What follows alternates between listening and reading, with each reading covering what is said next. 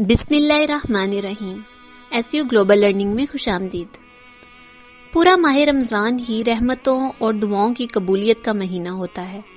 اس میں نہ صرف اللہ تعالیٰ اپنی رحمتوں کے دروازے کھول دیتے ہیں بلکہ جہنم کے دروازے بند کر دیے جاتے ہیں۔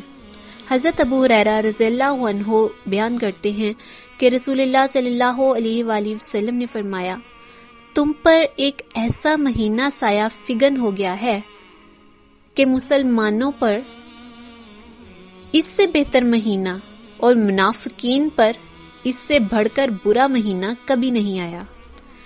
پھر دوبارہ رسول اللہ صلی اللہ علیہ وآلہ وسلم نے ارشاد فرمایا، اللہ تعالیٰ اس مہینے کا ثواب اور اس کی نفلی عبادات اس کے آنے سے پہلے لکھ دیتا ہے اور اس کی بدبختی اور گناہ بھی اس کے آنے سے پہلے لکھ دیتا ہے، کیونکہ مومن اس میں انفاق کے ذریعے قوت حاصل کر کے، انفاق یعنی اللہ کی راہ میں خرچ کرنے کے ذریعے قوت حاصل کر کے عبادات کرنے کو تیاری کرتا ہے، اور منافق مومنوں کی غفلتوں اور ان کے عیب تلاش کرنے کی تیاری کرتا ہے۔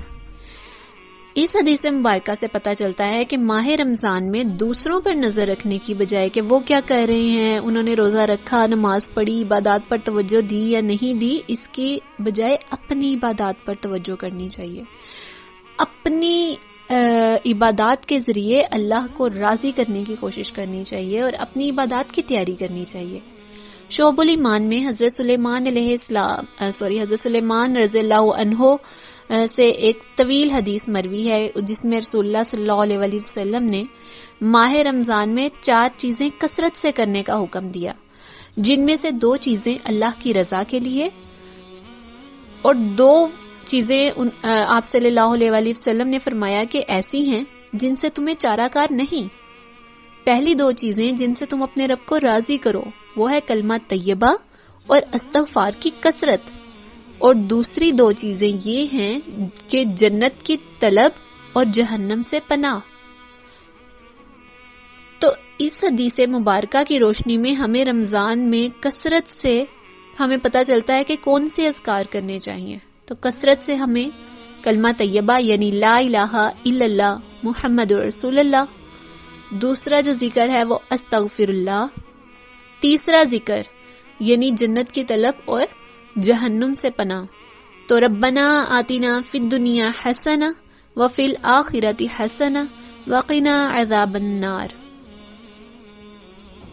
اس کے علاوہ ایک اور دعا جو اللہم انی اسألک الجنۃ واعوذ بک من النار، تو یہ وہ بہت ہی سادہ، بہت ہی آسان اذکار جن کو رمضان میں بہت کثرت سے ہمیں پڑھنا چاہیے، وہ اس حدیث مبارکہ سے ہمیں پتہ چلتے ہیں۔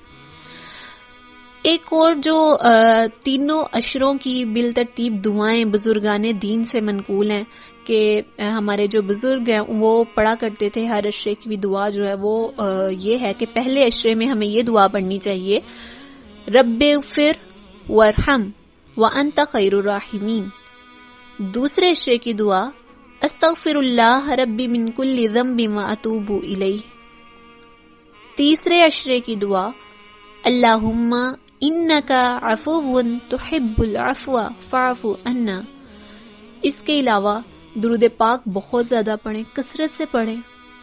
جو بھی درود پاک آپ کی زبان پر آسانی جاری رہے، جیسے اللہم صلی علی سیدنا محمد یا صلی اللہ علیہ وآلہ وسلم، یہ سب سے آسان درود پاک ہے۔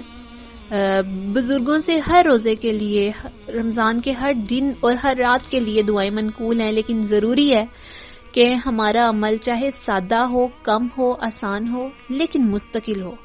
اگر آپ طویل دعاؤں کا اہتمام کر سکتے ہیں تو بہت اچھی بات ہے، لیکن اگر مصروفیات کی وجہ سے یا بعض ماؤں کے چھوٹے بچے ہوتے ہیں جن کی وجہ سے ان کے پاس وقت کی کمی ہوتی ہے، تو آسان اذکار شروع کریں اور اس روٹین کو پورا مہینہ مستقل مزاجی کے ساتھ لے کر چلیں۔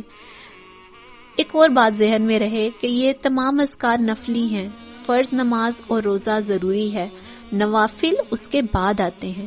اس کے علاوہ اللہ تعالیٰ نے آپ پر جو ذمہ داریاں، جو گھریلو ذمہ داریاں ڈالی ہیں، چاہے کسب روزگار کی ذمہ داری ہے یا گھر کی ذمہ داری جو خواتین پر عائد ہوتی ہے، تو ان کی ادائیگی بھی عین عبادت ہے. آپ یہ نہ سمجھیں کہ آپ یہ کام کر رہی ہیں تو شاید آپ کا وقت ضائع ہو رہا ہے، آپ گھر کے کام کر رہی ہیں، یا مرد حضرات باہر روزگار کے لیے نکل رہے ہیں تو ان کا وقت ضائع ہو رہا ہے. ایسا نہیں ہے، یہ بھی عبادت ہے.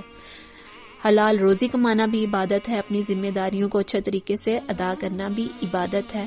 تو وہ بھی ہمارا وقت عبادت بن رہا ہے. اور اس کے علاوہ ہم جتنا اللہ کو راضی کرنے کے لیے ذکر اذکار کر سکیں، جو تھوڑے سے یہ کچھ اذکار تھے جو ہم نے آپ کو بتائے ہیں، جو بہت ہی آسان ہیں اور ہر کوئی ان کو اپنی روٹین بنا سکتا ہے پورے رمضان میں.